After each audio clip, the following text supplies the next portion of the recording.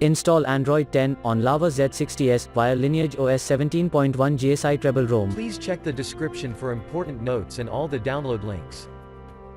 First download ROM and GApps packages, then transfer the downloaded files to the phone storage. Link is in the description below.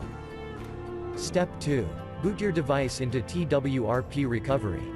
Once in TWRP, click on Wipe, Advanced Wipe, and select the check boxes, as shown in the image, excluding internal storage. Step 4. Swipe the button to wipe the device. Step 5. Go back to the recovery main screen, and tap on the Install button. Step 6. Navigate to the storage, and select the ROM zip file.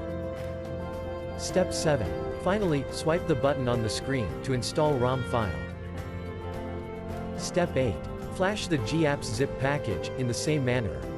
Step 9. After GApps flashing completes, select Wipe Cache and Dalvik from bottom left side of screen, and swipe to wipe. Step 10. When the flashing process is complete, hit Reboot System. That's it, you have successfully installed the ROM on your device.